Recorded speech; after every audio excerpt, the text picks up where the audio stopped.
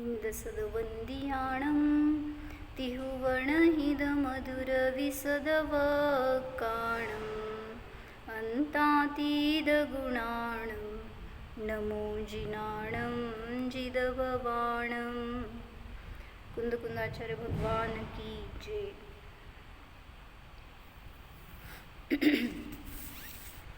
पारिणामिक भाव का वर्णन देख रहे हैं हम। परवा काय बघितलं होतं? पारिणामिक भाव म्हणजे काय तर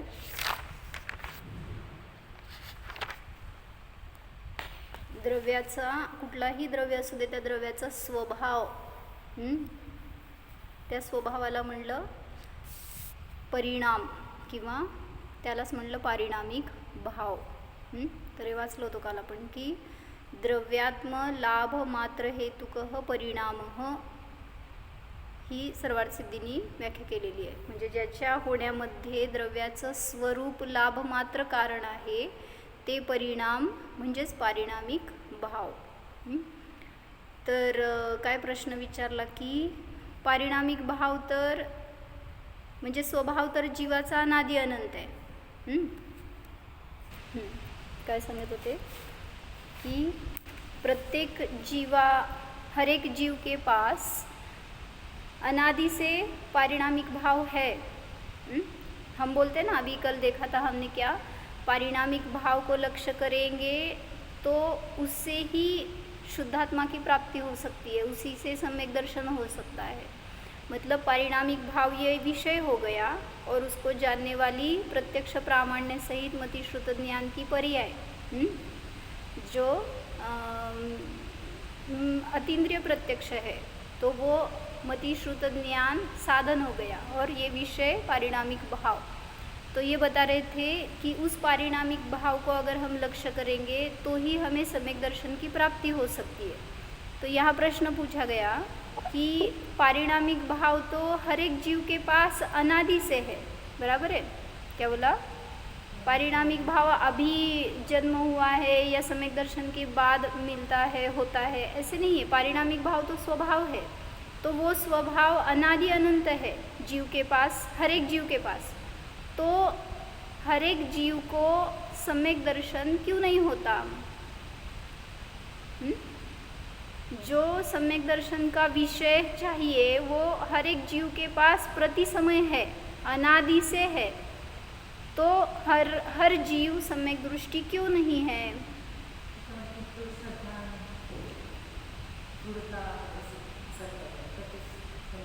श्रद्धा गुण भी है सभी के पास। फिर बताओ,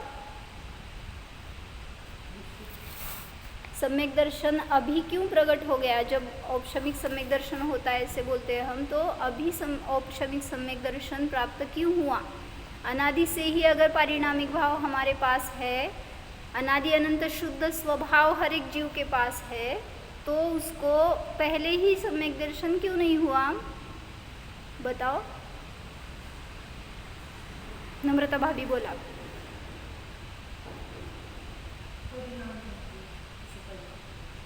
अभी मैंने बताया ना, क्या बताया? आप आज मति श्रुत प्रमाणात्मक ज्ञान से जो प्रत्यक्ष है, प्रामाण्य सहित है, ऐसी वो ज्ञान पर्याय, ये हो गई साधन। इससे अगर हम जो ध्रुव आत्मा है उसको लक्ष्य करेंगे तो ये हो गया विषय, तभी सम्यक दर्शन की उत्पत्ति हो सकती है। ऐसे बताया ना अभी मैंने। तो प्रश्न ऐसे पूछा गया है, ये आत्मा तो अनादि अनंत हर जीव के पास है, तो सम्यक दर्शन पहले ही क्यों नहीं हुआ? तो इसका एक ही कारण क्या बताया? बोल सकते हैं कोई? बताओ। शिल्पा भाभी बोला, दीपा भाभी।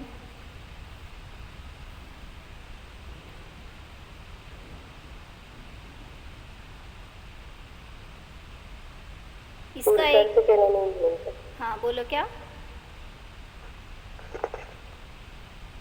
नहीं सुना? बोलो। पुरुषार्थ किया नहीं ना, मतलब क्या? विषय की तरफ ध्यान नहीं दिया, विषय की तरफ ध्यान नहीं दिया, हाँ। बाहरी उपयोग लगाया। हाँ, तो ऐसे बताया ज्ञान साधन तो हमारे पास है, विषय भी है, लेकिन उस ज्ञान से इसको विषय नहीं बनाया। आज तक ये ध्रुव आत्मा है, हमारा विषय हमारे पास है, लेकिन हम क्या करते हैं, इस ज्ञान पर्याय से बाहर का पर विषय लक्ष्य करते हैं। काल आमचं आपल्याला टेन्शन असते पाणी आणायला आज. तो पर विषय अगर करेंगे तो आत्मानुभव कैसे होगा? अगर बैटरी का प्रकाश इधर डालेंगे तो ही ये वस्तु प्रकाशित हो सकती है, लेकिन हम बैटरी से क्या कर रहे हैं, बाहर की तरफ उपयोग लगा रहे हैं या बाहर को फोकस कर रहे हैं, तो स्व विषय कैसे अनुभव में आएगा? इसलिए आज तक आत्मानुभव नहीं हुआ। क्या बता रहे हैं? अगर ये ध्रुव आत्मा विषय है, अनादि से है हमारे पास, फिर भी आज ही औपशमिक सम्यक दर्शन क्यों प्राप्त हुआ? तो आज आपने क्या की है, आपके ज्ञान साधन का लक्ष्य या विषय इसको बनाया है, तभी यहाँ पे सम्यक दर्शन की प्राप्ति हो सकती हुई है। क्या बता रहे? जीव को अनादि से स्वरूप की प्रतीति नहीं है, अज्ञान से शरीर यानी मैं, शरीर का सुख दुख यानी मेरा सुख दुख ऐसा माना है। वास्तव में पारिणामिक भाव उत्पन्न नहीं होता या नष्ट नहीं होता।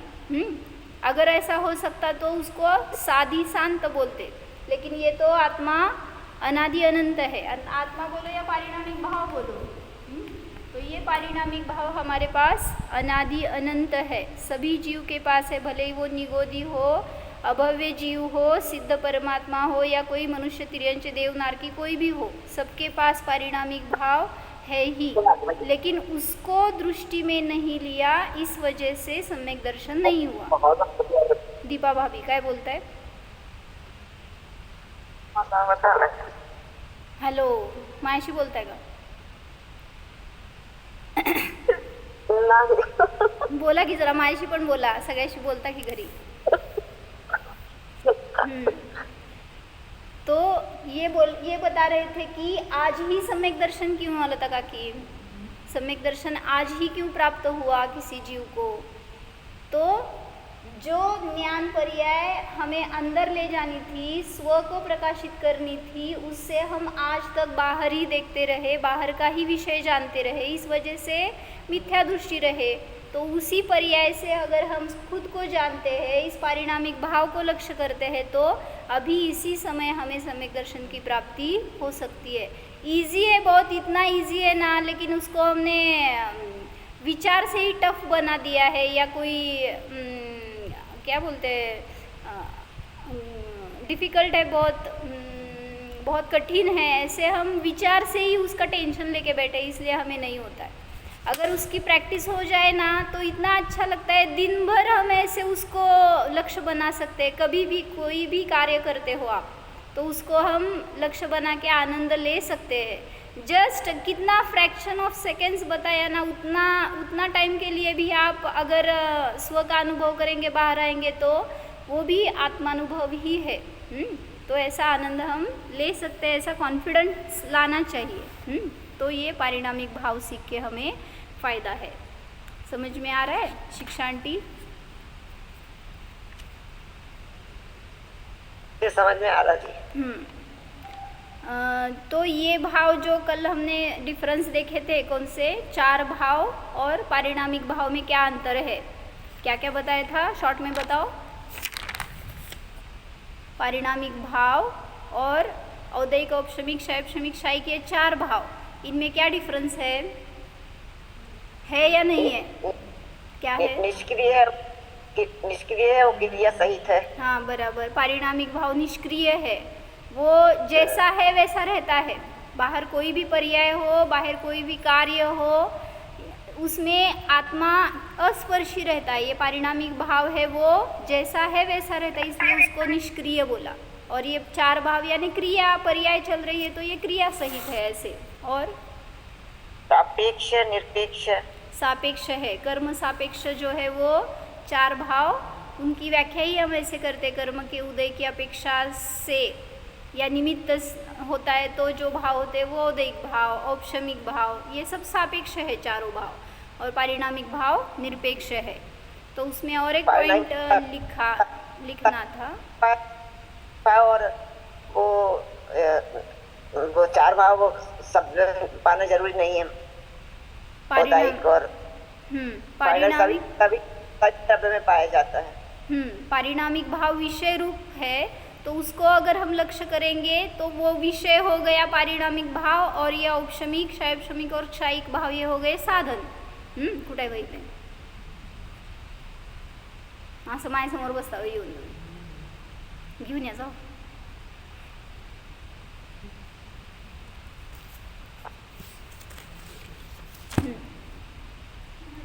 हे घ्या, काहीतरी घ्यावं लागेल खाली धरायला, काय नाही मायला.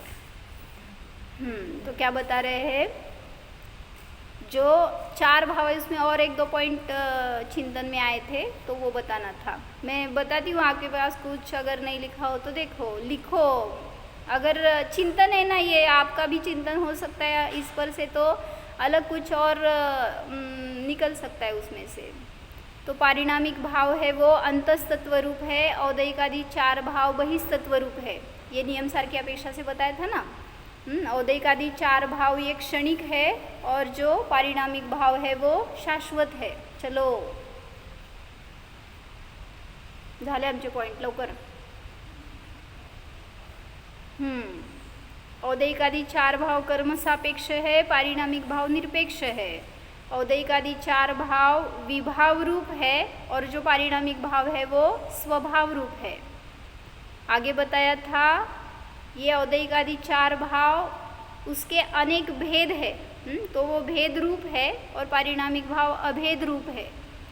एक पॉइंट ऐसे बताया, औदयिक आदि चार भाव उसमें औपशमिक, शैवशमिक, क्षायिक ये ध्यान रूप है, यानी पर्याय है ना, ध्यान ये पर्याय है, और पारिणामिक भाव ध्येय है. वो सिमिलर हो गया, विषय और साधन बोलो या ध्येय रूप और ध्यान रूप बोलो. पारिणामिक भाव ज्ञेय है, ये चारों भाव ज्ञान पर्याय है. ज्ञेय यानी जिसको विषय बनाते हैं, जिसको जानते हैं, वो ज्ञेय हो गया. तो पारिणामिक भाव ज्ञेय है, ध्येय है, प्रमेय है, ऐसे बोलो. और ये चारों भाव है उसमें वो तीन भाव जो है, जो ध्यान के लिए साधन रूप से हम यूज़ करते हैं, तो वो ध्यान रूप है, प्रमाण रूप है या ज्ञान रूप है.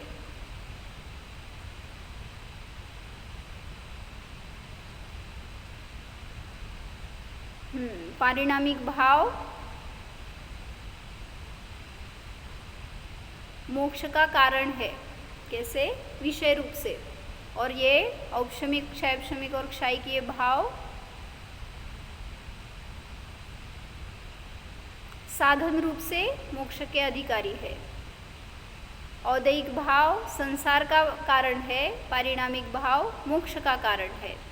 ऐसे थोड़ा सा डिफरेंस हम अगर चिंतन करेंगे तो और भी निकाल सकते हैं. चारही भावामध्ये तीन भाव साधन आहेत ॲक्च्युली, औपशमिक, शैवशमिक आणि क्षायिक. औदयिक भाव हे बंधाला कारण आहे, आणि पारिणामिक भाव मोक्षाला कारण आहे. काय म्हणते सोनल? काही प्रमाण आणि प्रमेय कसं? प्रमेय म्हणजे विषय, ज्ञेय, ध्येय, आणि प्रमाण म्हणजे साधन. मग औपशमिक, शैवशमिक आणि क्षायिक जे भाव आहेत ते भाव म्हणजेच साधन आहे म्हणा, प्रमाण आहे म्हणा. प्रमाण म्हणतो ना आपण ज्याला आता, आपात समतिश्रुत ज्ञान जे म्हणतो ते कुठलं असणार आहे? एकतर औपशमिक भावामध्ये औपशमिक सम्यक दर्शन प्राप्त करताना मतिश्रुत ज्ञान, तिन्ही पण सम्यक दर्शनामध्ये मतिश्रुत ज्ञानच साधन आहे. फक्त ते तीन आहेत ते साधन रूप म्हणले गेले, म्हणून त्याला प्रमाण म्हणा. ते प्रमाण ज्ञान पर्याय आहेत ना, आपण 7 नंबर चार्टमध्ये बघतो. प्रमाण वरचे घेतले ज्ञान पर्याय, त्याच्यामध्येच आपातचं मतिश्रुत ज्ञान घेतलं, आणि त्याचा प्रमेय बनवला तर पारिणामिक भाव.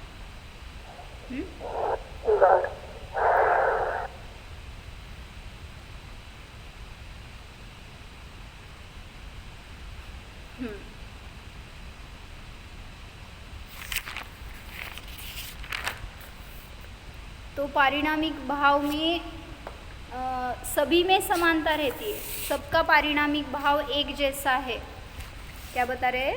सभी का आनंद अलग अलग हो सकता है, लेकिन पारिणामिक भाव यानी विषय जो है वो समान है। भले ही कोई सम्यक दृष्टि अभी सम्यक दर्शन की प्राप्ति उसने की हो और कोई जीव है जो करोड़ों वर्षों से सम्यक दर्शन के साथ क्या बोलते सिमंदर भगवान अभी समोशरण में विराजमान है, तो उनका आनंद या उनका आनंद और हमारा आनंद जो है उसकी क्वालिटी समान है। क्यों? क्योंकि विषय एक ही है, लेकिन क्वांटिटी की अपेक्षा से भेद हो सकता है।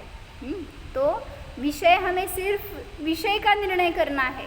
जो विषय है उसको हमने अगर लक्ष्य बनाया तो उसका ज्ञान पर्याय में निर्णय करेंगे, उसी समय सम्यक दर्शन की प्राप्ति सहज हो सकती है। तो अभी भाव दीपिका का PDF मैंने भेजा है ग्रुप पे, आपको देखना है तो उसमें से पढ़ते हैं थोड़ा सा। उन्होंने थोड़ा डिस्क्रिप्शन अच्छे से लिया है अलग से। जितना इम्पोर्टेंट पार्ट है उतना ही पढ़ते हैं, आपको थोड़ा स्टडी करना है तो वो देख सकते हैं। मतलब कोई छोटा हो बड़ा हो, कोई ज्ञानी अज्ञानी, सभी के पास पारिणामिक भाव समान रूप से है। 4 भाव किसी के पास होंगे नहीं होंगे, उसमें कम ज़्यादा होगा। क्षयक्षम है ना, वो क्षयक्षम कम ज़्यादा हो सकता है, लेकिन पारिणामिक भाव जो है वो सबके पास समान रूप से विद्यमान है। पारिणामिक भाव का निरूपण करते हैं। 6 नंबर पेज है, अगर आपके पास PDF देखना है तो देख सकते हैं। ग्रुपवर घातलं मी, तुम्हाला घातलं ना मी ग्रुपमध्ये पंचास्तिकाच्या का नाही घातलं? मी आत्ता घातलं होतं मध्ये एकदा बहुतेक, बघा बरं परत घालते। तो पारिणामिक भाव का निरूपण करते हैं। वस्तु का कर्म आदि की अपेक्षा, लता का की फोन नाही का तुम्ही त्यात काढा, पंचास्तिका ग्रुपमध्ये मी PDF टाकले ना, ते ओपन करा, तुम्हाला पण वाचायला। वस्तु का कर्म आदि की अपेक्षा रहित जो निज भाव है वह पारिणामिक भाव कहलाता है। उसके 3 भेद है, जीवत्व, भव्यत्व और अभव्यत्व। इसके बारे में थोड़ी चर्चा करनी है हमें।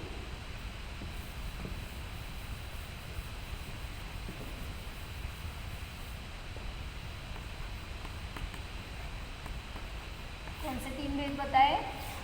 पहले 2 भेद करेंगे इस पारिणामिक भाव के। 2 भेद कौन से? शुद्ध पारिणामिक भाव और अशुद्ध पारिणामिक भाव। अशुद्ध क्यों बोलते हैं उसको? पारिणामिक भाव में तो अशुद्धि नहीं रहती। शुद्ध पारिणामिक भाव मतलब क्या और अशुद्ध पारिणामिक भाव मतलब क्या? रोहिणी काकी, भारती काकी सांगा, अशुद्ध क्यों बताया उसको?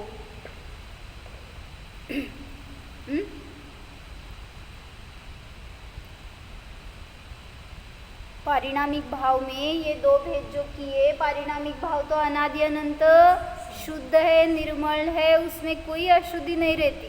तो इसको अशुद्ध पारिणामिक ऐसे 2 भेद क्यों किए? संसार अपेक्षा नहीं, अशुद्ध पारिणामिक ऐसे क्यों किए भेद?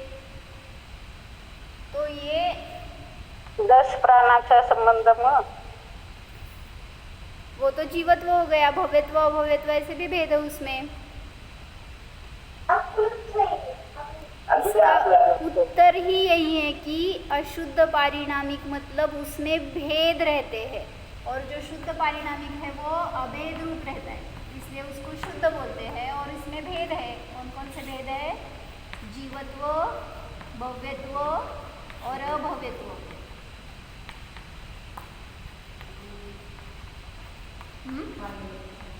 6 पानावर है। और इसमें जो शुद्ध जीवत्व रूप प्राण है वो अभेद रूप एक ही है, इसलिए उसको शुद्ध पारिणामिक भाव बोलते हैं। मिला? पारिणामिक भाव ऐसे हेडिंग है ऊपर, उसके नीचे जीवत्व भाव ऐसे बता रहे हैं अभी। यहाँ प्रथम जीवत्व भाव का निरूपण करते हैं। जीवत्व भाव अर्थात चेतना भाव, ज्ञान भाव अर्थात जानने रूप भाव, सामान्य से जानपना वह जीव का स्वरूप है। अन्वयी यानी साथ रहने वाला भाव है। जो जीवत्व भाव है वो अनादि अनंत जीव के पास है, तो इसमें बहुत अच्छे से एक्सप्लेनेशन दिया था। क्या बताया था? जो जीवत्व है, अभिशुद्ध जीवत्व लो, तो वो जीवत्व किस पे डिपेंड रहता है?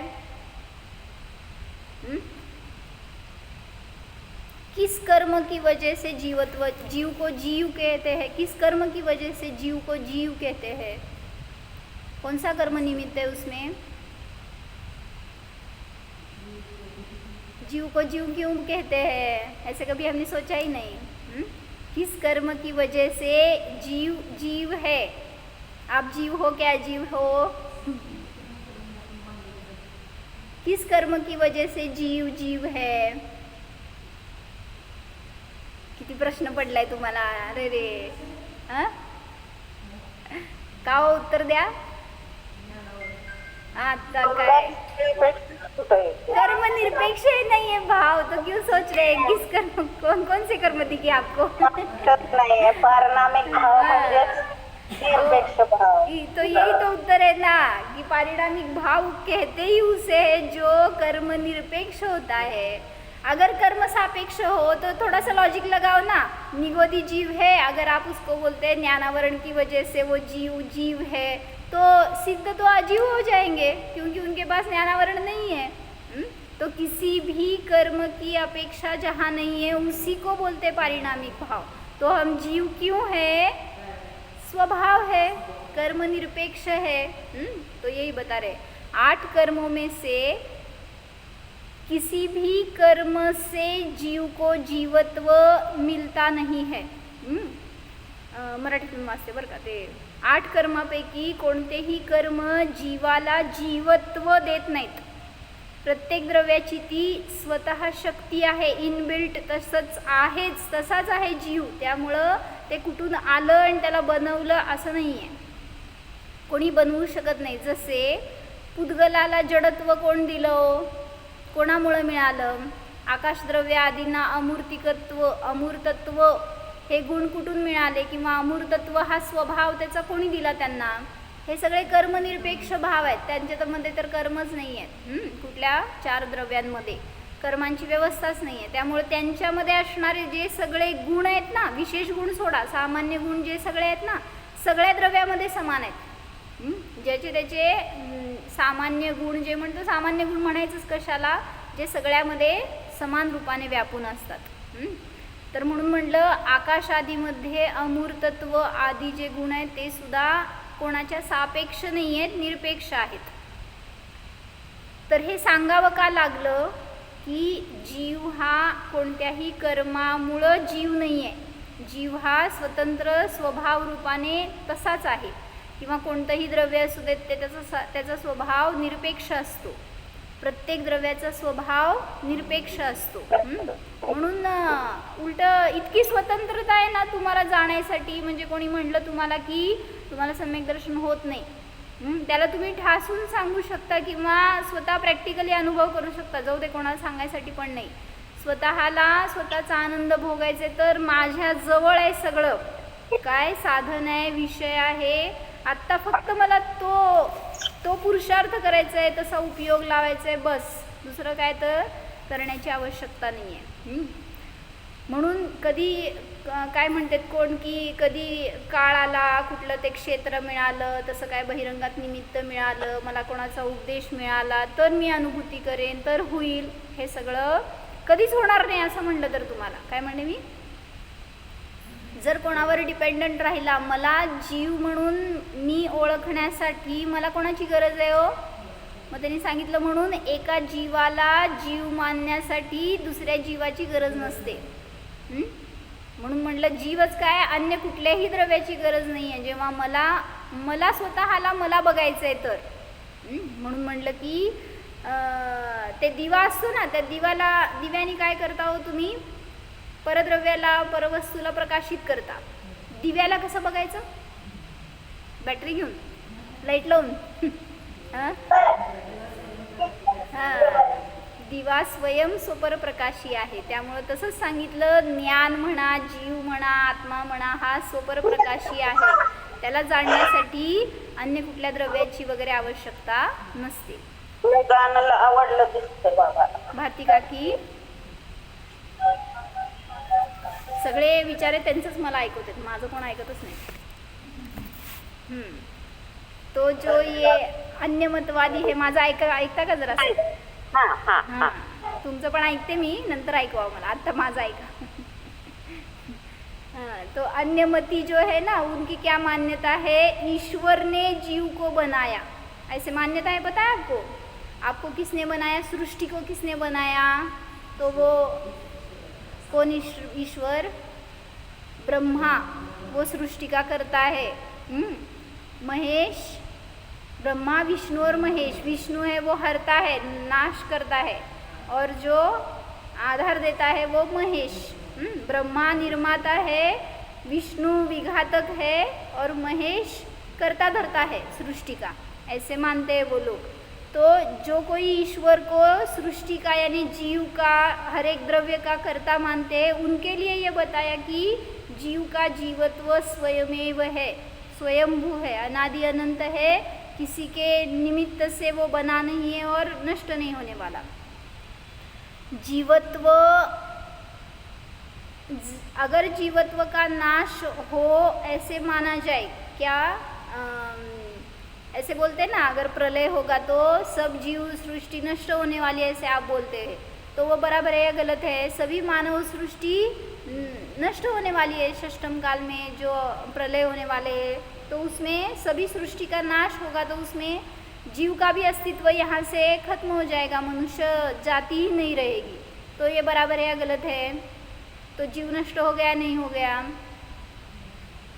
फिर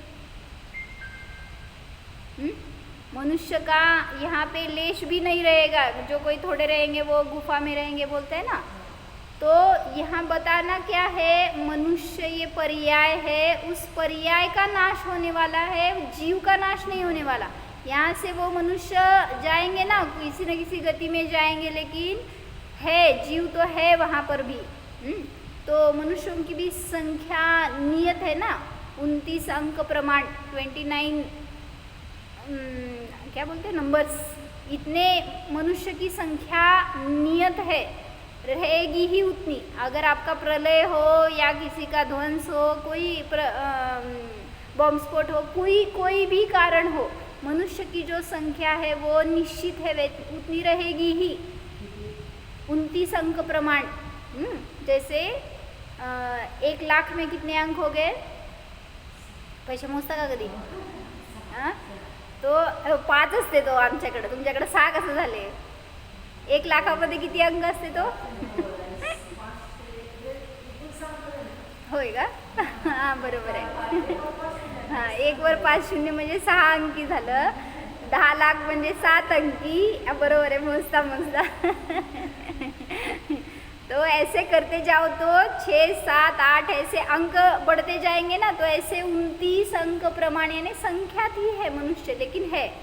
तो अड़ाई द्वीप में इतने अंक प्रमाण मनुष्य रहेंगे ही, कोई भी प्रलय की परिस्थिति हो या कहीं घात हो, कुछ भी हो, लेकिन ये मनुष्य कभी पूरे नष्ट नहीं होंगे. क्योंकि अगर मनुष्य गति नष्ट हो गई तो 6वा काळ कुठं आहे? कुठं आहे तो 5वा 6वा काळ? 5व्या काळाच्या शेवटी प्रलय होतो.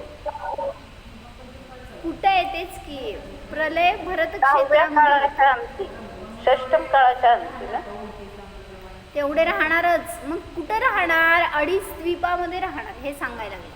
मग तुम्ही फक्त भरत क्षेत्रच बघताय. प्रलय होणार तर भरत आणि ऐरावत क्षेत्रामध्येच होणार आहे. बाकी ठिकाणी तर सगळीकडे शाश्वत कर्मभूमी आहे, शाश्वत भोगभूमी आहे, तिथं सगळीकडे मनुष्य आहेतच. भोगभूमीमध्ये सुद्धा मनुष्य आहेत, ते सुद्धा काउंट केले जाणार. 2.5 द्वीपामध्ये ज्या काय प्रकारचे मनुष्यगती नामकर्माच्या उदयाते जीव आहेत, त्यांची संख्या काउंट केली गेली आहे. ते किती आहे? 29 अंक प्रमाण. तर जर जीवाचा घात होतो, जीव नष्ट होतो असं म्हटलं तर कुठंतरी जीवाचा आरंभ पण झाला असं म्हणावं लागेल. म्हणजे जीव जन्मला, जीवाचा उत्पाद झाला असं म्हणावं लागेल. पण जीव तर अंतरहित आहे आणि उत्पादरहित आहे, आदिरहित आणि अंतरहित असा तो जीव आहे. जर ईश्वराने जीवाला बनवलं असं म्हणलं तर काय प्रश्न येईल सांगा. अगर ईश्वर ने जीव को बनाया ऐसे अगर मानेंगे, आप अगर प्रमेय कमल मार्तंड पढ़ेंगे ना, इतने अच्छे से उसमें शंका समाधान या ऐसे वाद विवाद लिया है ना, बहुत अच्छे से क्लैरिटी होती है हमारे ज्ञान में.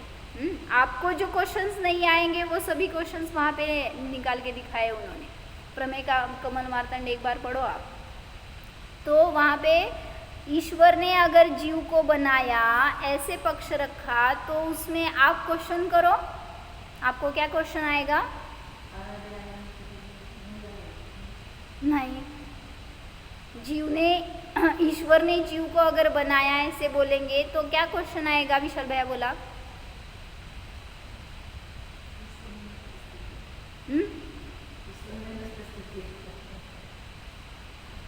ईश्वर ने जीव को अगर बनाया ऐसे बोलेंगे तो आपको कोई क्वेश्चन नहीं आता, आप निशंक है. ऐसे कैसे, मुझे तो बहुत क्वेश्चंस आते थे जब मैं पढ़ रही थी. स्नेहा बोल. ईश्वराला कोणी बनवलं. करेक्ट, शिष्य. ईश्वर को किसने बनाया. ऐसे क्यों नहीं आया आपको दिमाग में क्वेश्चन. मतलब जब हम छोटे थे ना, तो ऐसे हमें बताया करते थे लोग कि हमारे शरीर में बैक्टीरियाज है ना, तो वो सब कार्य आपका बैक्टीरियाज करते हैं. सलाइवरी अमाइलेज है आपके, क्या बोलते हैं, पेट में एसिड है, पेप्टिक एसिड वगैरह, ऐसे हर एक बॉडी के पार्ट में एंजाइम्स है, बैक्टीरियाज है, तो वो कार्य करते हैं. सब ऐसे बताते हैं ना, तो हमें बताते थे अब जब हम छोटे थे तो कि आपके बॉडी में भी कोई है जो मैनेज कर रहा है सब. आप क्या खाएंगे, खाने के बाद उसका क्या होगा, तो वो पेट में जाने के बाद कोई तो उसको डाइजेस्ट करते हैं. वो ऐसे सब ऐसे किसी ने रंगीत स्टोरी करके बताई थी हमें. तो मैं सोचती थी कि हमारे बॉडी के पार्ट में जो चल रहा है वो कर रहे हैं, तो उनके बॉडी का कौन करता है. ऐसे एक क्वेश्चन आता था. ऐसे ही यहाँ पे भी बता रहे, अगर ईश्वर ने जीव को बनाया है तो उस ईश्वर को किसने बनाया. अगर उस ईश्वर को भी किसी ने बनाया तो उसको किसने बनाया. ऐसे अनवस्था दोष आएगा. कहीं पर भी उस क्वेश्चन का आंसर नहीं मिलेगा, अवस्था नहीं होगा, इसलिए अनवस्था दोष आएगा. और अगर ईश्वर को कोई बनाने वाला नहीं है, ईश्वर ने ही सृष्टि बनाई है, ऐसे अगर बोलेंगे तो सृष्टि को भी अनादि अनंत मानो, जैसे ईश्वर को मान रहे हैं. ईश्वर ने जीव को बनाया तो ईश्वर को किसने बनाया. अगर उसको कोई बनाने वाला नहीं है तो स्वभाव का स्वीकार करो. हर एक जीव का, हर एक द्रव्य का स्वभाव निरपेक्ष है, अहेतुक है. कोई उसको बनाने वाला या नष्ट करने वाला नहीं है, अकृत्रिम स्वभाव है. तो ऐसे अगर हम स्वीकार करेंगे तो स्वरूप समझ में आएगा.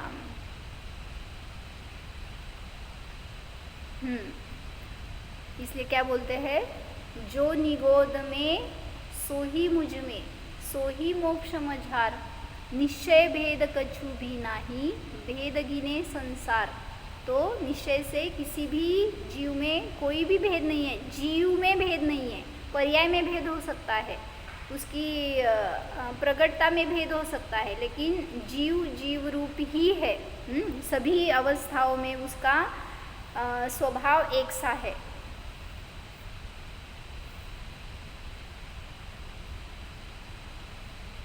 तो उस जीवत्व का अगर हम आश्रय लेंगे तो हमें भी परमात्मा दशा प्रकट हो सकती है. तो यहाँ पे हम देख के क्या रहे थे, ये जो अब शुद्ध जीवत्व है, किसको बोलते हैं शुद्ध जीवत्व. बताओ जल्दी जल्दी बोलो, आज टाइम कम है, बहुत लेट शो हो गया था. शुद्ध जीवत्व कशाला म्हणायचं. कशाला म्हणायचं. जे चैतन्य प्राणावर जगतं त्याला म्हटलं चैतन्य प्राण, हे झालं शुद्ध जीवत्व. चैतन्य को भी किसी कर्म की अपेक्षा नहीं रहती. चेतना तो हर एक द्रव्य में निरपेक्ष है. कोई भी जीव हो उसमें चैतन्य प्राण शुद्ध रूप से स्वभाव है उसका, इसलिए उसको शुद्ध जीवत्व में अंतर्गत किया. और अभी यहाँ पे उन्होंने क्या दिया एक्सप्लेनेशन, देखते हैं उसका.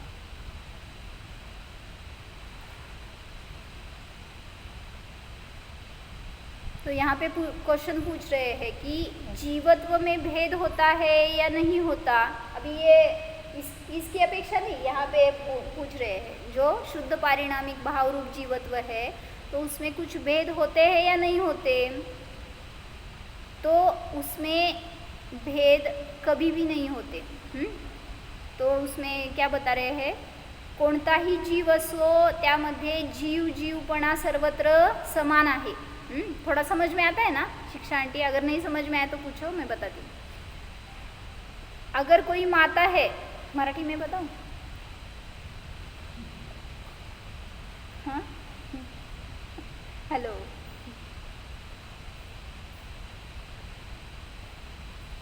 मातेमध्ये जीवत्व कमी असतं का जास्त असतं मुलापेक्षा?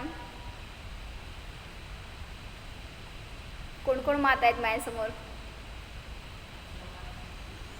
हां, मुलामध्ये मातेपेक्षा जीवत्व कमी जास्त नसतं। माता आहे म्हणून जास्त जीवत्व आणि मुलगा आहे म्हणून कमी जीवत्व असं नाही। तसंच गुरु असो शिष्य असो, शिष्यामध्ये जीवत्व छोटंसं कमी आणि गुरुमध्ये खूप जास्त असं नाही असं। हां, तसंच अजून कोणी ज्ञानी आहे, कोणी अज्ञानी आहे, कोणी केवल ज्ञानी है, कोणी अल्पज्ञानी है, तो उसमें जीवत्व सभी में एक समान है। ऐसे वो अगर शब्द मत देखो, आप उस जीवत्व को देखेंगे ना, बहुत अच्छे फीलिंग आएगी आपको। अगर हमारा जीवत्व सिद्ध के समान है, अब भी है हमारे पास, इतना अगर हम सोचेंगे, उसको लक्ष्य बनाएंगे तो बस और क्या चाहिए हमें। हमारा भी जीव सभी पंच परमेष्ठियों के जीव के समान है। तो क्या अलग हो गए हम? स्वयं अभी द्रव्य दृष्टि से परमेष्ठि स्वरूप है, सिद्ध स्वरूप है।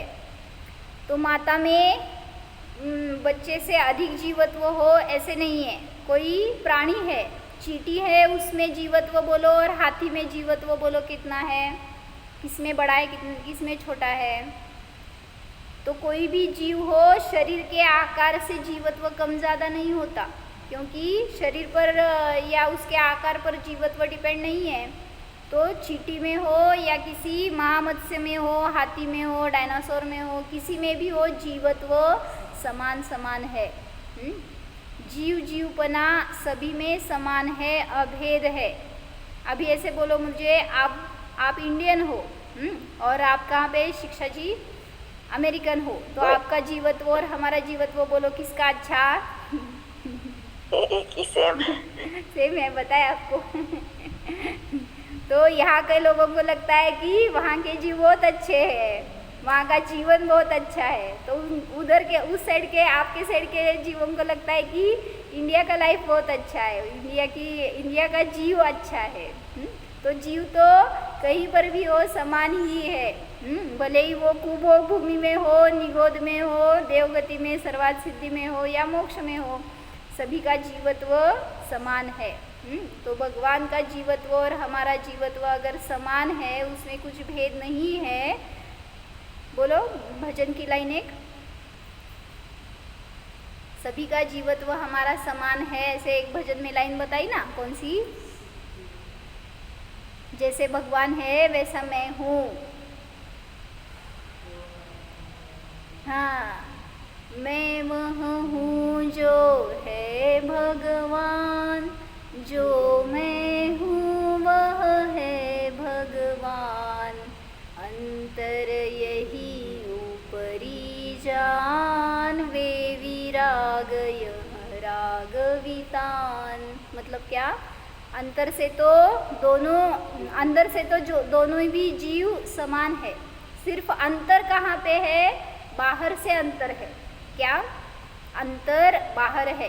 क्या बोला? अंदर अंतर नहीं है, अंतर बाहर है।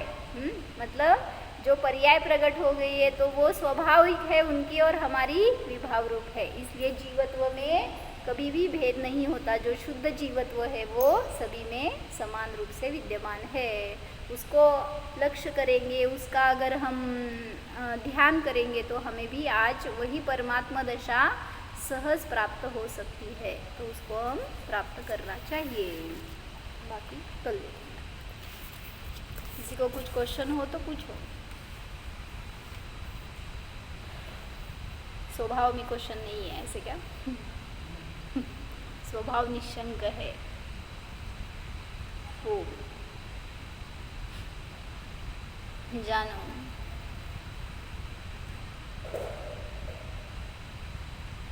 यह मैं का अनुभव करो। यह मैं जीव हूँ। जानो यह जीव निरपेक्ष है। यह जीव निरालंब है।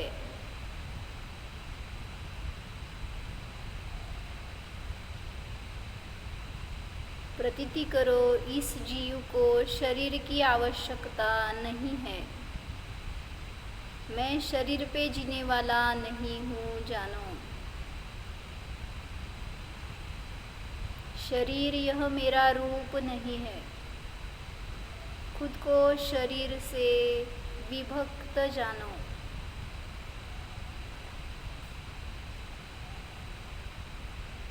अशरीरी स्वरूपोऽहम् चैतन्य मात्र स्वरूपोऽहम्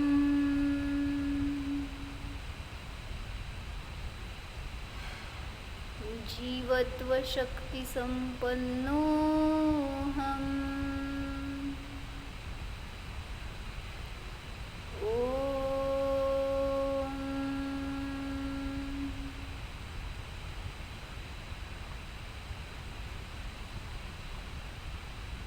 रिसर्च